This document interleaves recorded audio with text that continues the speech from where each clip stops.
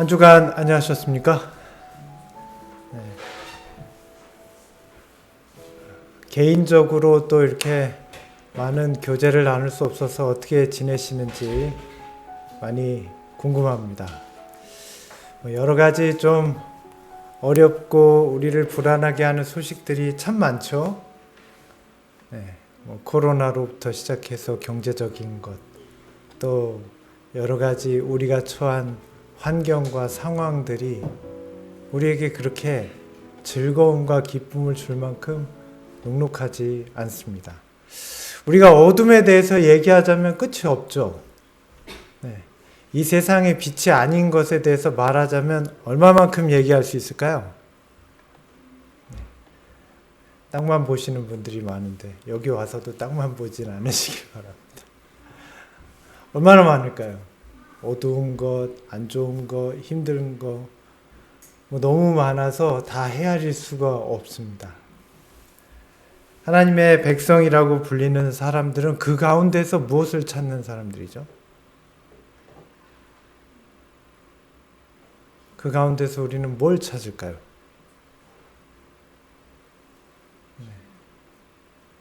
빛을 찾는 사람들입니다.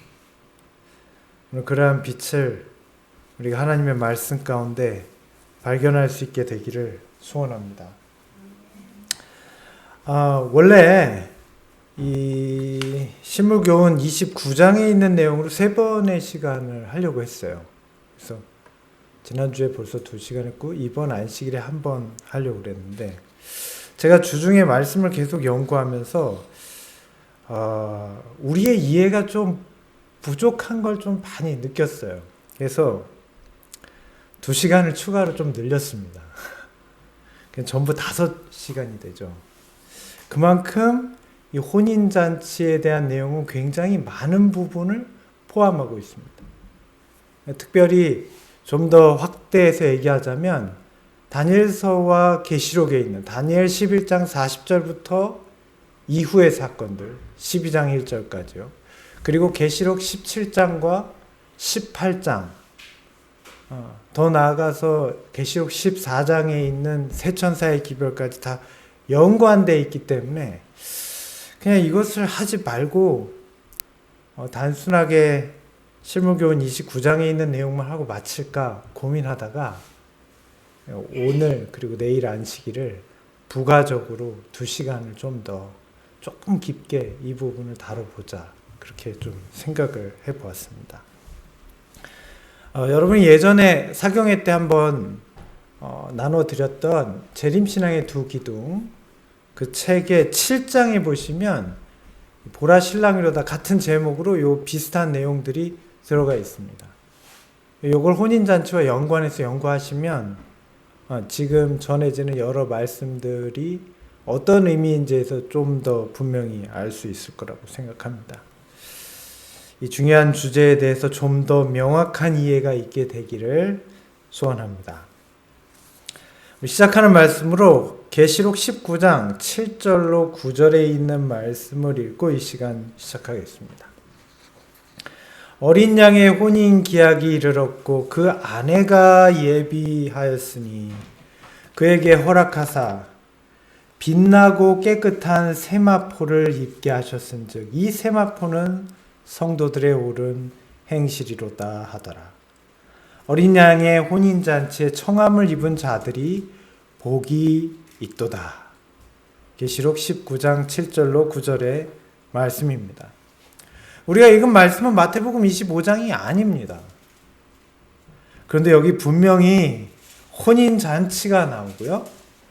혼인 기약이 이르렀다라는 말이 나오고 예비된 신부가 나옵니다. 그렇죠? 어린 양의 아내 이렇게 나와요. 우리가 이 내용을 볼 때 굉장히 연관이 있는 걸 알게 되죠. 이 부분을 그냥 지나칠 수가 없었어요. 자, 오늘 특별히 이 말씀 가운데 배경이 된 어린 양의 혼인 잔치는 우리가 다 알다시피 그리스도의 하늘 지성소 사역을 의미하는 것입니다. 어린 양의 혼인 잔치가 언제 시작되죠? 마태복음 25장에 있는 열 천의 비유는 언제부터 시작되는 예언의 내용을 비유로 말씀하신 것일까요? 전혀 모르십니까? 마태복음 25장의 경험이 어디에 나와요? 여러분이 가지신 책의 초기 문집을 자세히 읽어보시면, 그리고 실무교훈 29장을 자세히 읽어보시면 알 수 있어요. 언제예요? 2300주의 예언이 끝나는 1844년이에요.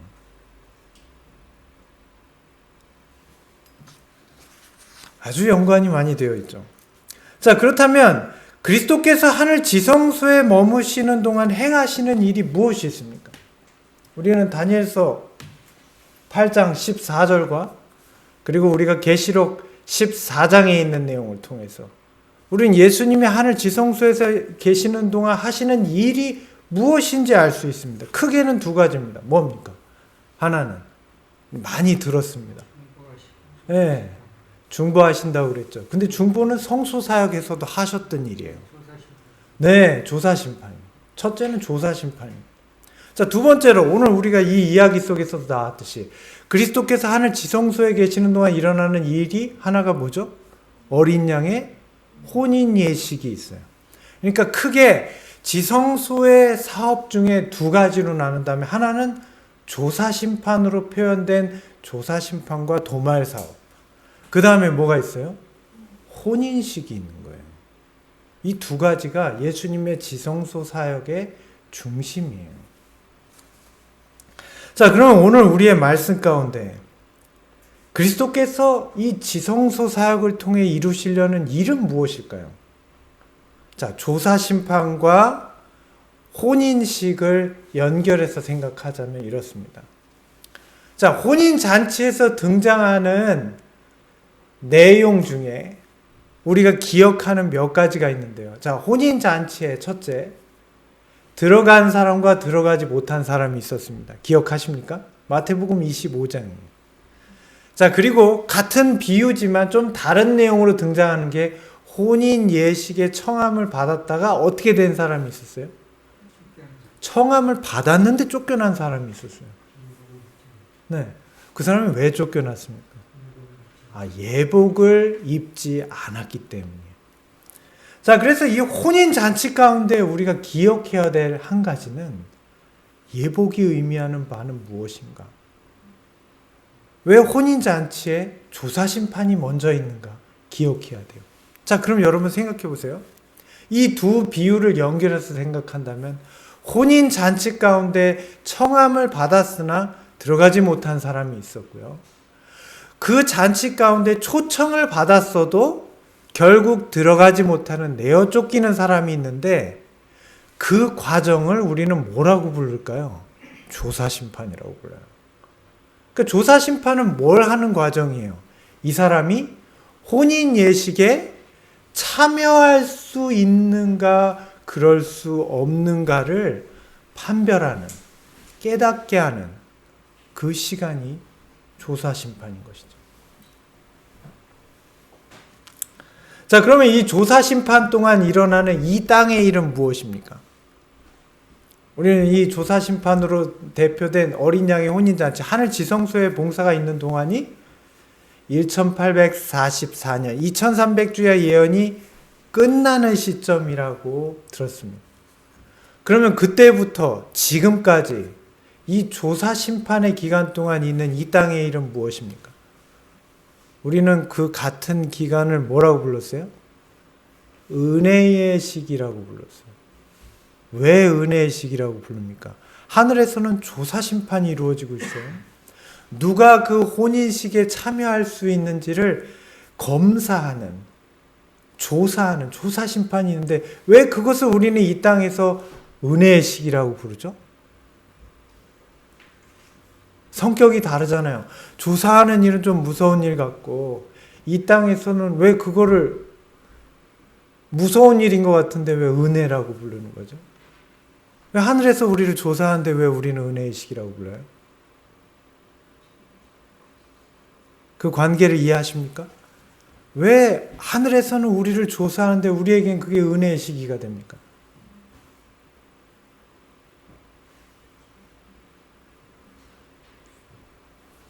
그렇게 어렵지 않은데 여러분 기억을 못 하시는 것 같습니다.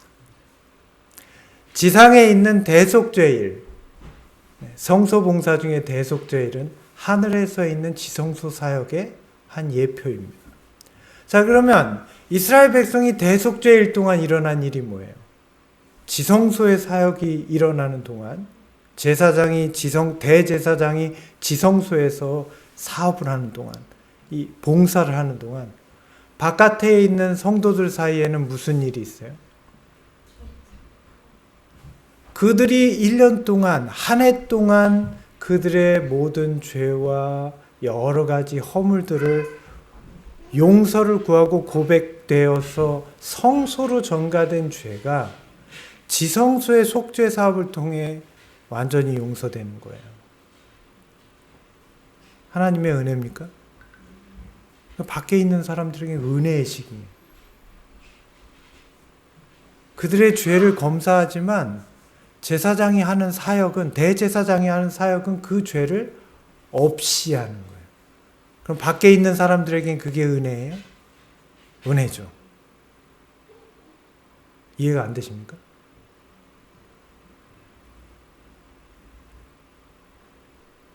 눈만 깜빡깜빡 하니까 전혀 알 수가 없습니다. 끄떡도 아니고. 이해가 안 되세요?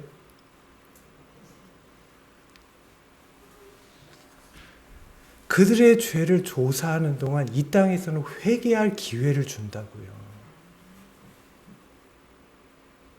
그러니까 은혜예요. 누가 들어갈 수 있는가를 하늘에서 보고 있을 때 이 땅에 아직 그 사역이 끝나지 않은 동안은 기회가 있다고요. 그러니까 은혜가 되는 거예요.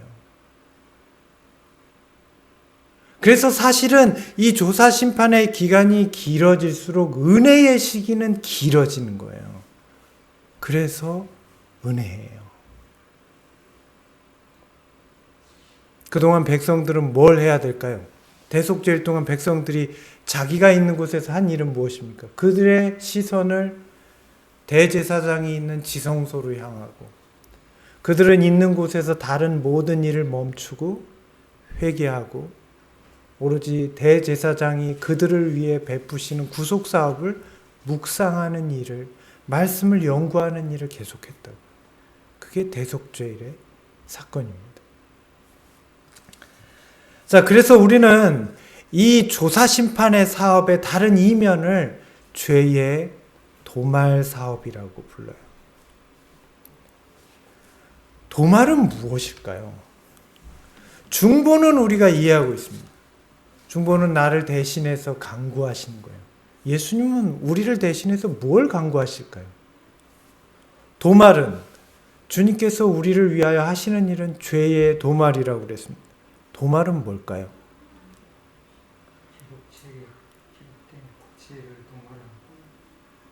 네.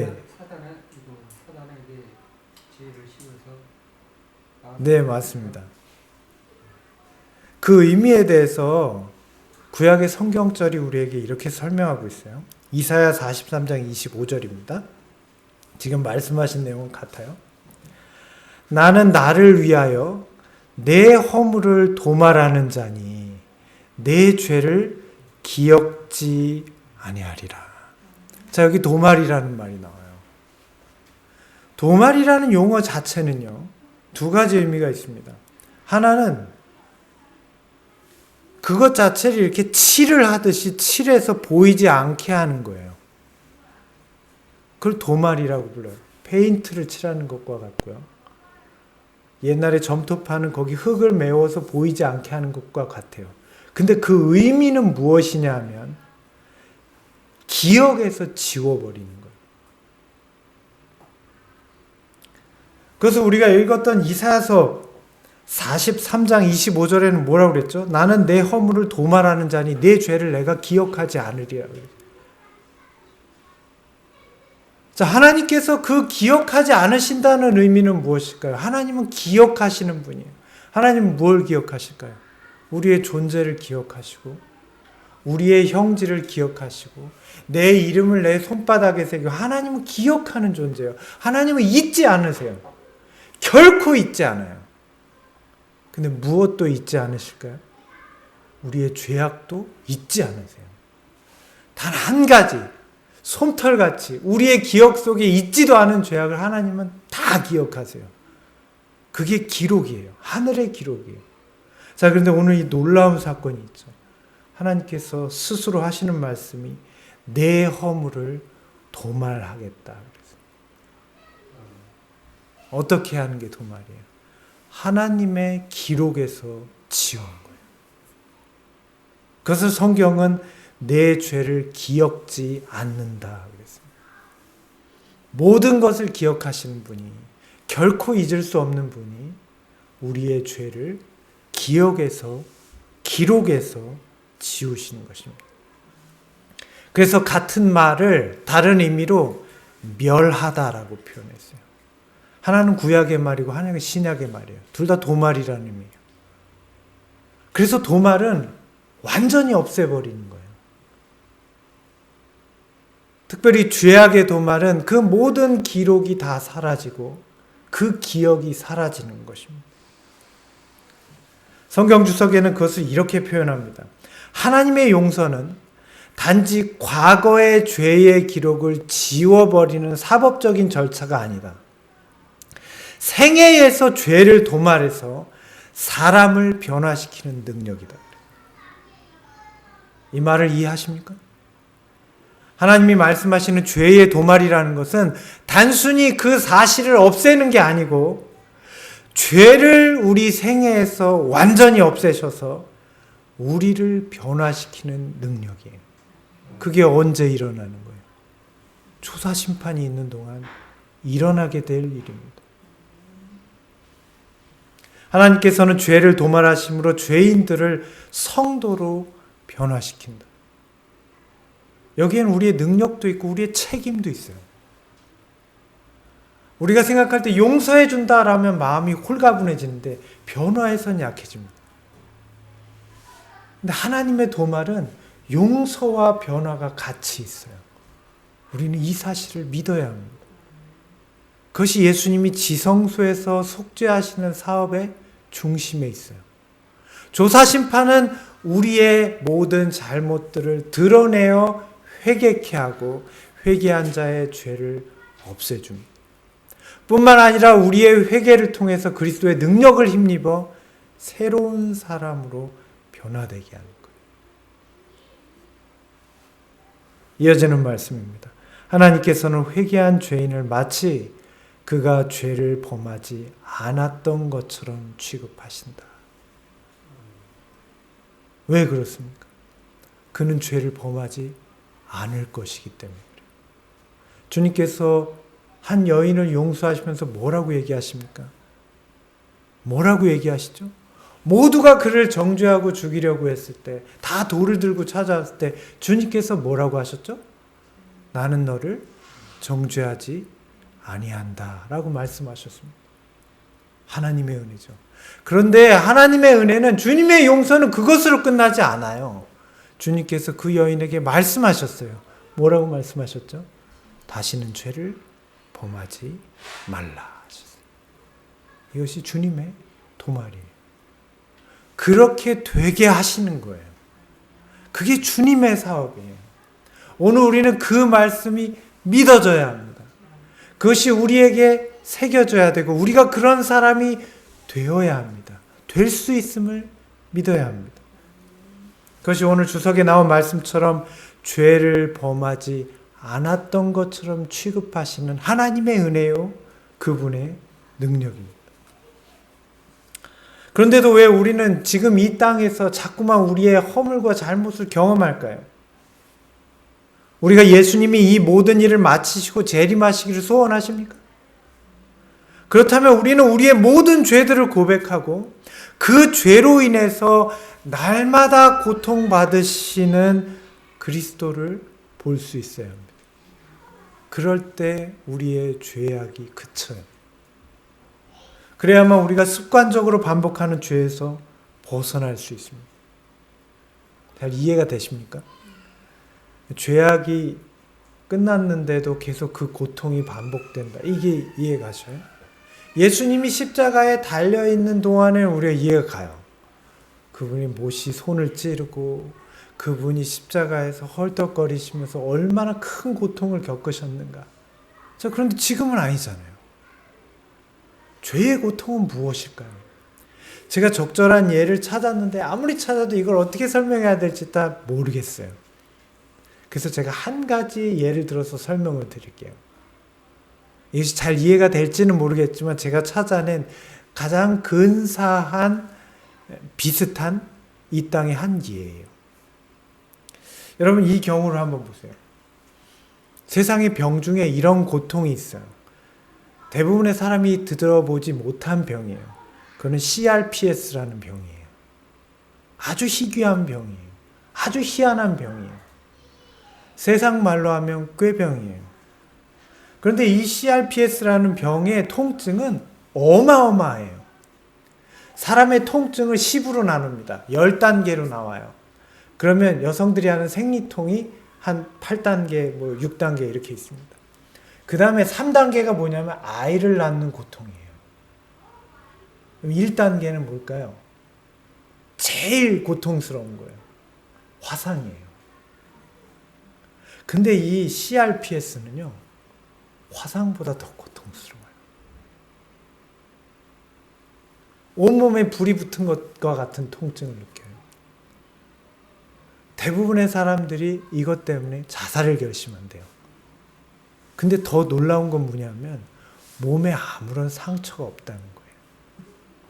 대부분 어떤 큰 외상을 입었거나 사고를 당한 사람이 이미 사고가 끝났는데 아니면 어떤 부위가 이미 절단돼서 없는데 통증을 느끼는 거예요. 몸이. 이걸 CRPS라고 불러요. 너무 고통스럽대요. 아무도 몰라요. 자기는 죽겠는데 남은 몰라요. 이미 그 일은 끝났는데 고통이, 몸이 기억하는 고통이 계속 자기를 고통스럽게 하는 거예요. 화상보다 더 강한 통증으로 잠도 잘 수 없고, 심지어 어떤 환자는 이빨이 다 부러졌어요. 이를 악물어가지고. 너무 고통스러웠어요. 제가 이 얘기를 드린 이유가 있습니다. 십자가의 고통은 끝난 게 맞아요. 이 세상에는 더 이상 십자가가 존재하지 않습니다. 그런 형벌도 없고 그 일은 이미 지나간 일입니다. 뜰에서 흘려진 피 흘림의 봉사는 마쳐졌어요. 자, 그런데 예수님은 왜 고통받으실까요? 기억 때문이에요. 그 기억을 기록이라고 불러요. 하늘의 기록 때문이에요. 무슨 기록이죠? 죄에 대한 기록이에요. 누구의 죄에 대한 기록입니까? 주님의 용서를 경험한 자의 죄에 대한 기록 때문이에요. 하나님의 백성이라고 불리는 사람들의 죄에 대한 기록 때문이에요. 이해가 가십니까? 마치 이 통증과 같이 이미 그 일은 끝났는데 죄의 고통은 남아있는 거예요. 우리의 죄악이 끝나지 않음으로 인해서. 주님께서는 지성소를 나오실 수 없고 끊임없이 되뇌어지는 우리의 죄악으로 인해서 예수는 여전히 고통받는 구속주로 계실 수밖에 없는 것입니다. 오늘 우리가 이 사실을 안다면 우리는 어떤 기도를 드려야 될까요? 우리는 조사심판이 있는 동안 우리 자신의 잘못이 드러나는 걸 봅니다. 그래서 조사해요. 여러분 보시죠. 우리의 마음에 양심이 증거하잖아요. 내가 얼마나 이기적이고 내가 반복되는 죄악을 혹은 반복되는 죄악의 습관을 가지고 있는지, 반복되는 죄악의 생각을 가지고 있는지, 혹은 어떤 죄를 실행하고 있는지 우리는 알잖아요. 우리의 양심이 증거하고 우리의 믿음은 그걸 괴롭혀요. 끊임없이 우리를 율법 앞으로 몰아갑니다. 우리는 양심적으로 고통스러워요. 그런데 진짜 고통받으시는 분은 누구예요? 예수님이에요. 나는 양심에 찔릴 뿐이고 진짜 고통받는 분은 예수님이에요. 오늘 우리는 이렇게 기도해야 합니다. 주님께 죄를 바라보는 우리의 관점이 변화되기를 구해야 돼요. 오늘 우리가 죄악을 바라보는 관점은 무엇입니까? 우리의 이기적인 마음이에요. 뭐가 더 친해요? 우리의 이기적인 마음은 뭐가 더 친해요? 죄악이 더 친해요. 하나님의 율법보다 죄악이 더 친해요. 그래서 우리는 주님께 간구하기를 우리가 죄악을 바라보는 우리의 눈이 변화되기를 구해야 돼요. 그게 불쾌하게 보이고 그게 싫어 보이도록. 저도 마찬가지입니다. 두 번째, 우리는 죄를 좋아하는 우리의 마음을 바꿔주시기를 기도해야 돼요. 주님의 고통을 생각하고 그분이 나를 위해서 이루시는 일들을 기억할 때, 그분의 속죄 사역을 기억할 때 내게서 드러내진 이 수많은 이기적인 습관들, 죄악의 습관들, 잘못된 생각과 그 성향들을 내가 더 이상 좋아하지 않도록 성령께 간구해야 돼요. 성령의 생각은 죄악의 생각과 반대됩니다. 성령께서 우리의 마음에 역사하시면 우리가 죄악에 대한 생각들을 미워할 수 있게 됩니다. 만약 그러지 못하면 나는 여전히 그걸 사랑함으로 성령에 대한 생각들을 밀어내게 돼 있어요. 간구하게 되시기를 바랍니다. 저도 그렇게 되기를 소원합니다. 그러할 때 어떤 일이 일어날 수 있을까요? 만약에 이 말씀을 듣고도 여러분의 생각 가운데 아씨 어떡하지? 믿음이 없는 거예요.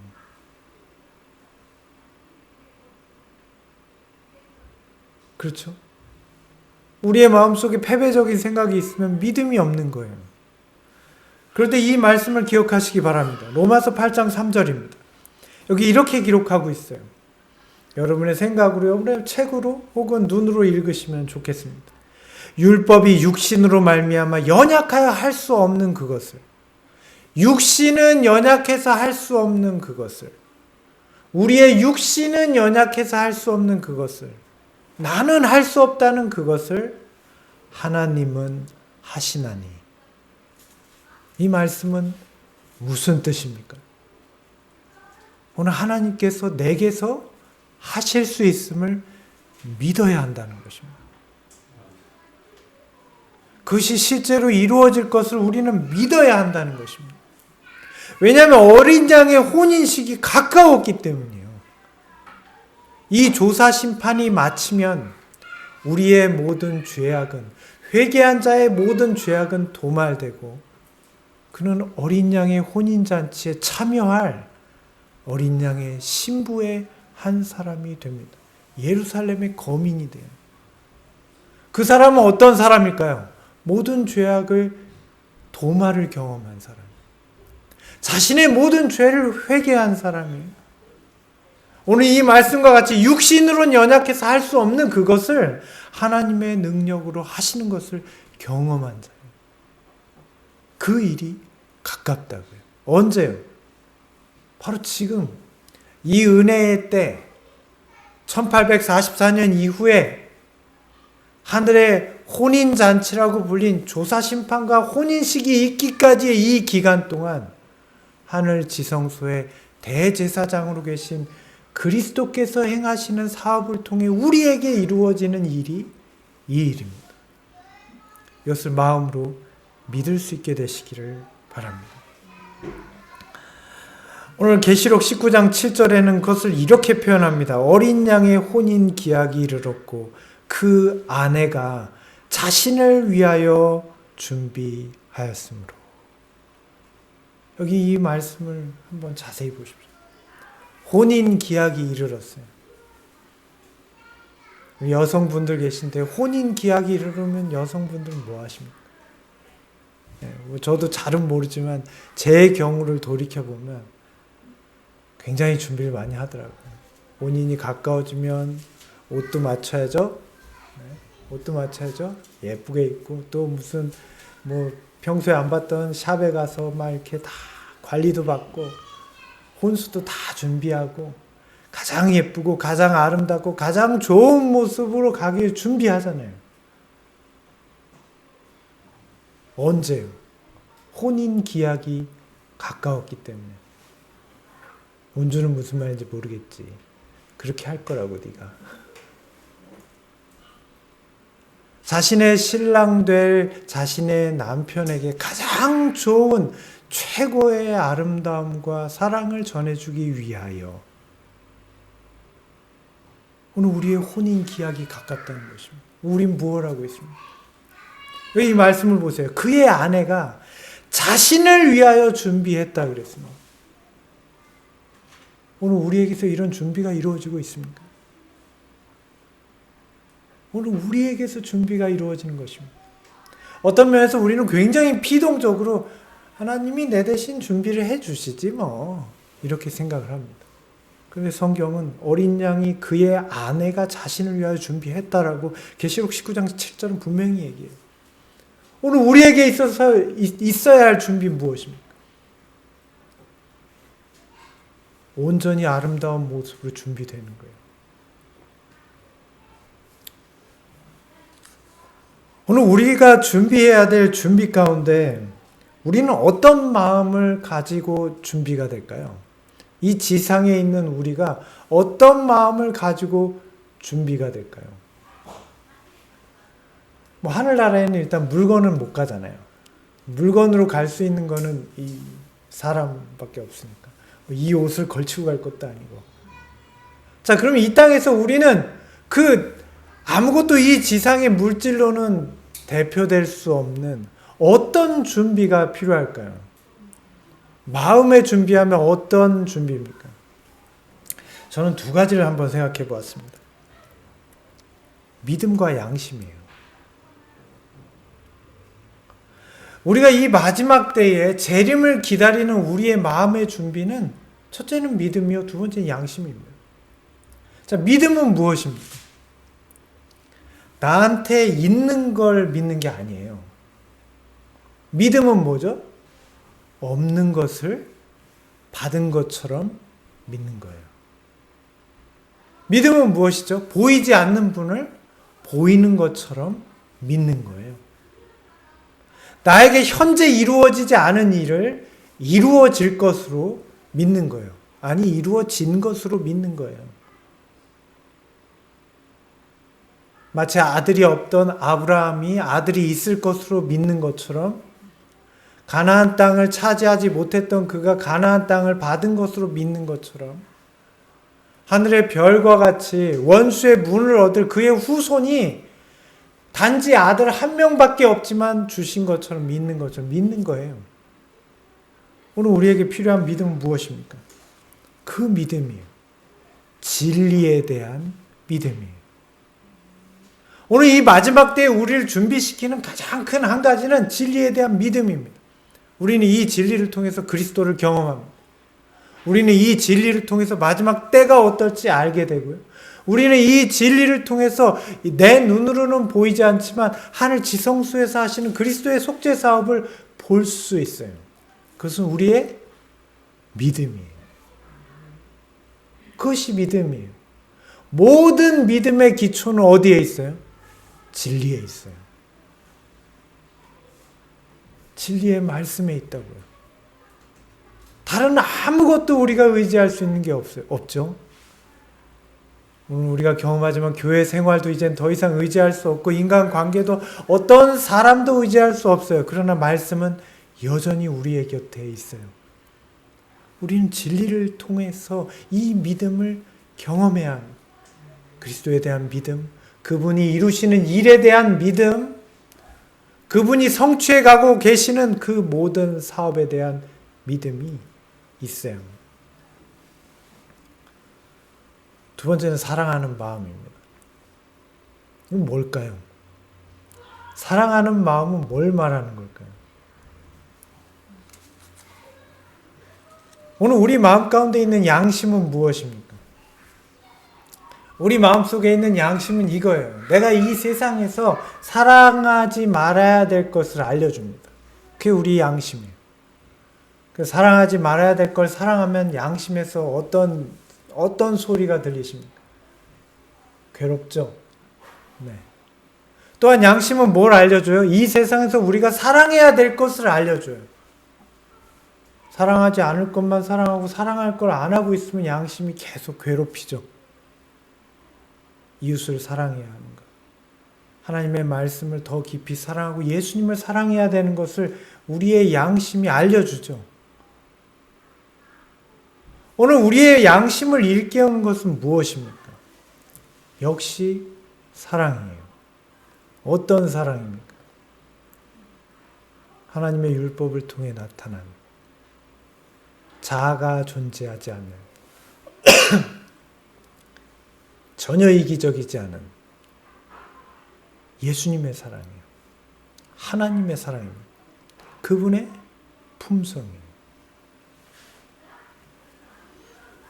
인간의 마음 가운데는 지금 우리는 비록 죄인이지만 하나님께서 그분의 은혜로 하나님의 품성을 조금 넣어주셨어요. 그걸 우리는 뭐라고 불러요? 양심이라고 불러요. 그래서 이 양심이 완전히 사라지면 이 은혜의 시기가 끝납니다. 은혜의 시기가 끝나면 양심이 완전히 사라져요. 더 이상 사람의 마음 가운데 하나님이 주신 그 손톱만큼의 양심도 남지 않게 돼요. 오늘 우리는 아직도 그 은혜를 경험하고 있어요.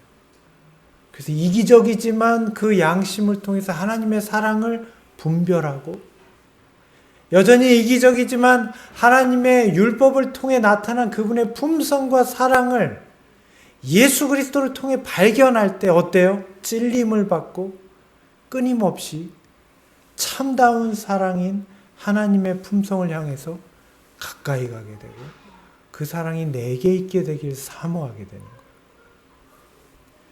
재림을 기다리는 우리의 마음은 이 두 가지입니다. 믿음과 양심이에요.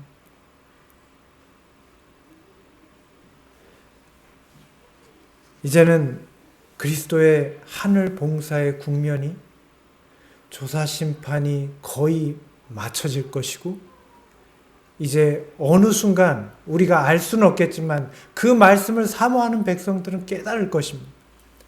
혼인식이 이루어질 것입니다. 그러면 이 조사 심판의 결과는 고정되고 하나님의 백성은 여전히 의롭고 악을 행하는 백성들은 여전히 악을 행하는 상태로 나뉘게 될 것입니다. 도말받은 모든 성도들의 죄는 죄악의 원흉인 사단에게 그 죄가 다 옮겨질 것이에요. 또한 속죄를 받은 성도들은 새 예루살렘의 거민이 되고 어린 양이신 그리스도께서는 구속받은 새 예루살렘과 영원히 하나 되는 혼인식을 치르실 거예요. 그럼 그 일이 있은 다음에 있는 것이 무엇입니까? 재림이에요. 오늘 우리는 이 시점에 살고 있습니다. 그래서 외쳐지는 소리가 뭐예요?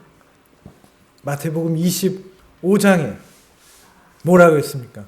보라, 신랑이로다, 맞으러 나오라.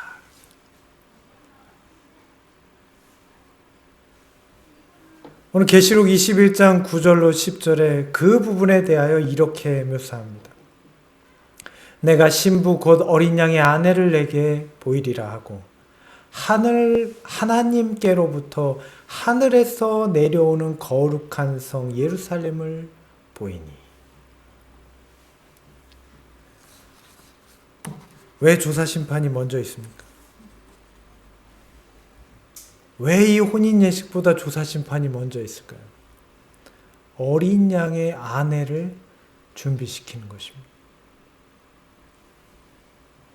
그 거룩한 성에 들어갈 수 있는 합당한 백성으로 이 땅에 하나님의 백성이라고 불리는 자들을 준비시키는 거예요. 어떤 분들은 조사 심판이 성경적이지 않다라고 그러는데 그러면 이 예언, 이 진리의 말씀은 성경적이지 않은 거예요. 이 땅의 결혼도 준비돼야 되잖아요. 이 땅의 신부도 준비돼야 되잖아요. 뭐 신랑은 준비 안 한다 칩시다. 이 땅에서 신부는 준비돼야 되잖아요. 물론 신랑도 준비하죠. 오늘은 이 말씀 가운데 왜 조사 심판이 있는가? 이 조사 심판은 어린 양의 아내를 나타내 보이는 사건이 조사심판이에요. 그래서 오늘 우리는 이 조사심판을 통해서 어린 양의 아내로 나타내어져야 할 운명적인 사람들이에요.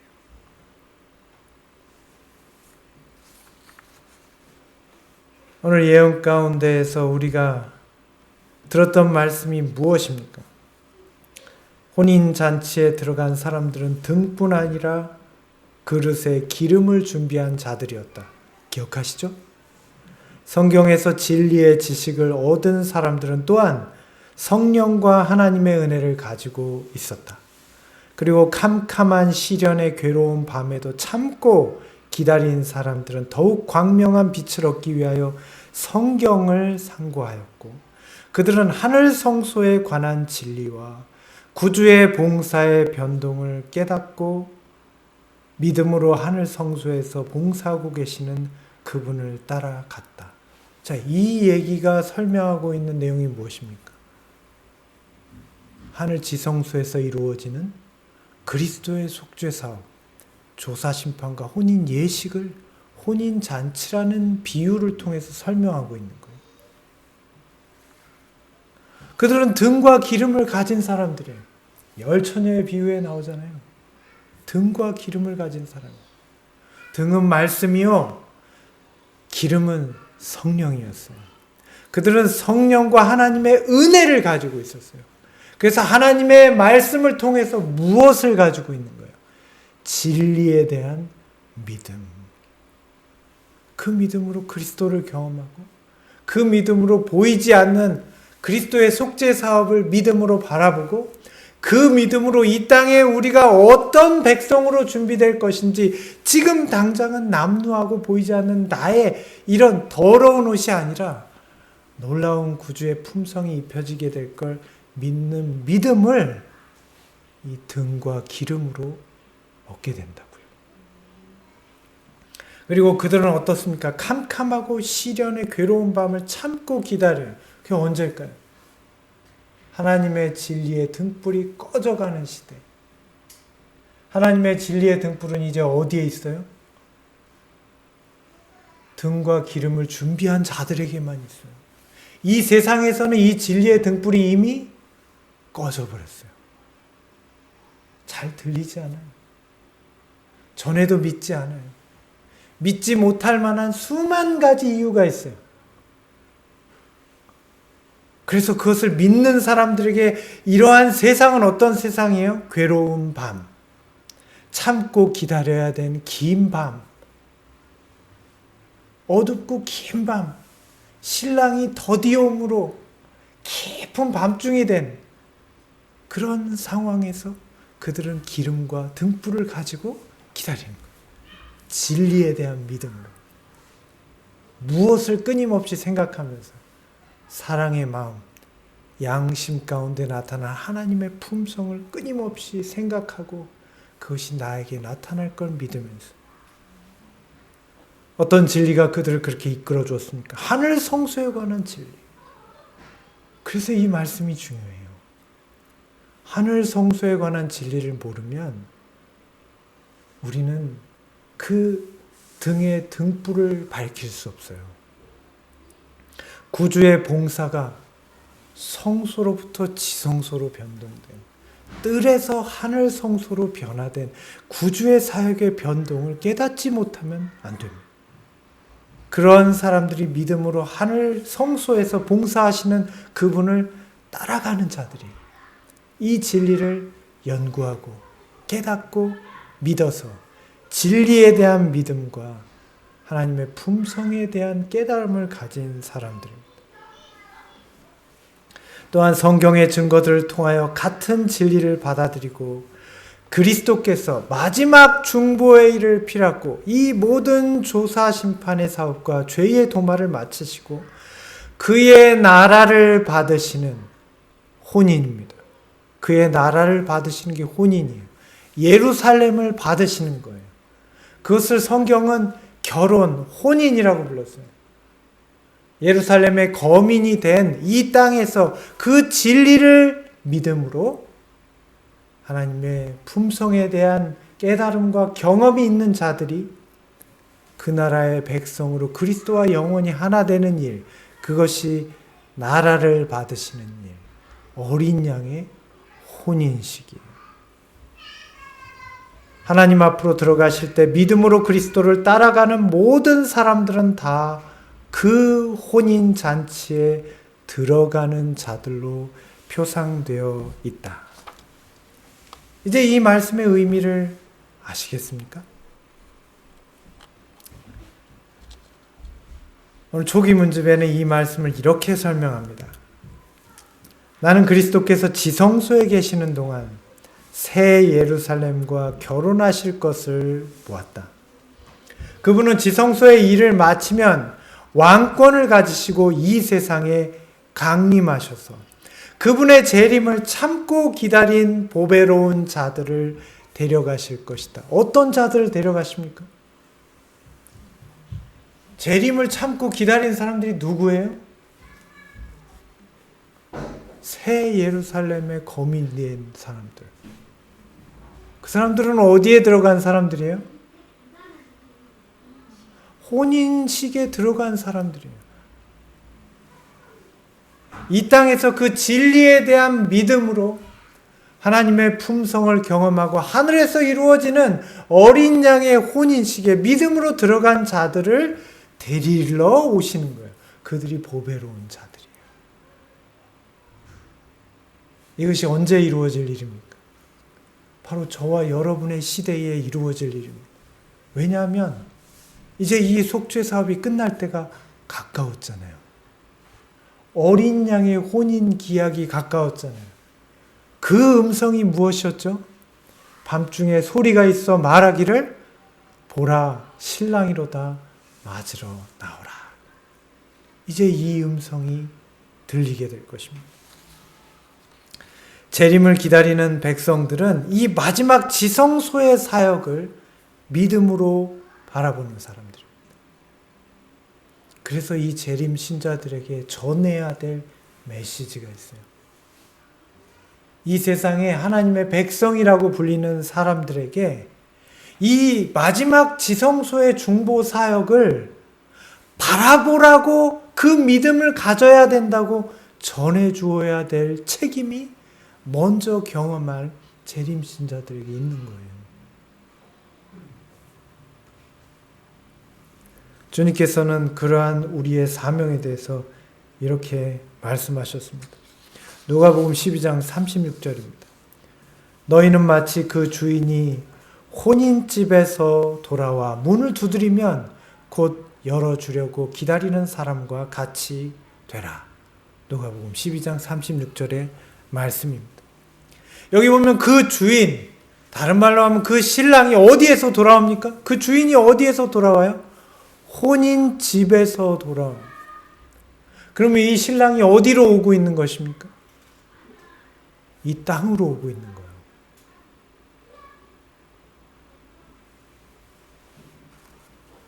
혼인집에서 돌아올 때 열어줄 수 있는 사람, 깨어서 기다리는 사람, 그분의 혼인집에서 일어나고 있는 일에 대해서 깨닫고 경험하는 사람이 되어야 한다. 주님의 말씀이에요. 그 사람이 깨어있는 사람이에요. 혼인집에서 일어나는 일에 대해서 알고 있어야 돼요. 예수님의 하늘 지성소의 사역에 대해서 깨달아야 돼요.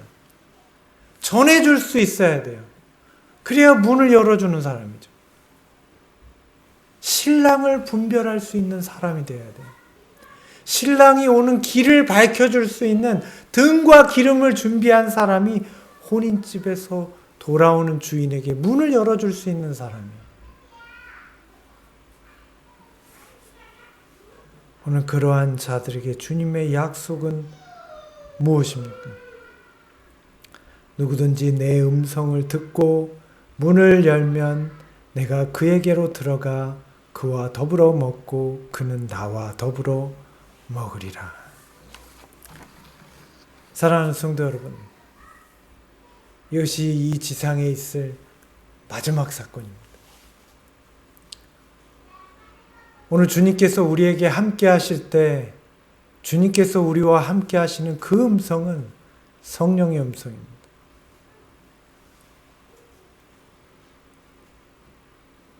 우리는 이 땅에서 성령으로 주님과 함께 합니다. 우리의 몸은 여전히 이 땅에 존재해요. 오늘 우리가 주님과 함께 먹을 수 있는 것은 무엇을 통해서요? 주님의 살과 피를 통해서만 먹을 수 있어요. 주님께서 우리에게 주시는 그분의 잔치의 음식은 뭐예요? 내가 너희에게 줄 것은 뭐밖에 없다고요? 나의 살과 나의 피밖에 없다고 그랬어요. 주님의 살과 주님의 피는 우리에게 무엇으로 주어집니까? 그분이 우리에게 주시는 그분의 살은 매일 주시는 그분의 말씀이에요. 그것이 이 땅에서 우리가 경험하는 주님의 살과 피예요. 우리는 그것을 통해서 주님의 음성을 듣고 그분을 맞이할 수 있는, 우리의 심령을 열어서 그분의 음성을 들을 수 있는, 그분과 함께 더불어 먹을 수 있는 사람이 되어야 합니다. 그것이 이 땅에서 우리가 경험하게 될 일이에요. 이것이 혼인 잔치의 비유 가운데서 우리가 깨달아야 될 중요한, 주님께서 지성소의 사역을 하시는 동안 혼인 잔치로 비유된 하늘 지성소의 사업, 조사심판과 죄악의 도말, 그리고 혼인 예식이 있기까지 그분께서 우리에게 베푸시는 일 가운데 우리가 지상에서 경험할 일이에요. 그런데 여러분, 여기서 우리가 기억할 중요한 한 가지가 있습니다. 혼인식이 언제 일어난지는 이 세상의 모든 사람이 알 수 있는 게 아니에요. 예수님의 재림은 모든 사람이 알 수 있게 옵니다. 그런데 하늘에서 이루어지는 그 어린 양의 혼인식은 모든 사람이 알 수 있는 게 아니에요. 누가 미리 깨닫게 됩니까? 이 진리를 사모하고 바라보는 자만 알아요. 오늘 우리는 어린 양의 혼인잔치가, 이 혼인 예식이 가까움을 깨닫고 있습니까? 오늘 우리는 그 혼인 예식이 가까움을 알고 준비하는 자들입니까? 이것은 사모하는 자들만 알 수 있습니다. 그래서 누가복음 12장 39절에 말씀하시기를 도둑이 오는 것과 같다고 그랬어요. 어느 경점에 이를 줄 알았더라면 그것을 뚫지 못하게 막을 수 있겠지만 하늘에서 이루어지는 사업은 우리가 눈으로 볼 수 있게 일어난 일이 아니에요. 오직 무엇으로만 알 수 있을까요? 성령을 통한 우리의 믿음으로만 알 수 있어요. 우리 하나님의 말씀 가운데서 이 믿음을 발견하기까지 끊임없이 살피고 기다려야 합니다. 언제 어린 양의 혼인 예식이 이루어질지에 대해서 매일같이 우리의 자신을 살피면서 기다려야 합니다. 기다리는 자에게만 그 혼인 예식에 참여할 자격이 주어질 것입니다. 오늘 우리는 그것을 기다리는 사람입니까? 오늘 저와 여러분이 그것을 기다리고 사모하는 백성 되기를 간절히 바랍니다. 비록 우리의 눈에는 보이지 않지만 믿음으로 그분의 말씀에 나타난 진리 가운데 그리스도께서 봉사하시는 하늘 지성소에 저와 여러분이 성령을 통한 믿음으로 그 자리에 함께 있게 되기를 소원합니다. 그게 지금 우리에게 있어야 할 일입니다. 오늘 말씀을 마치면서 우리가 함께 기도드리게 되기를 원합니다.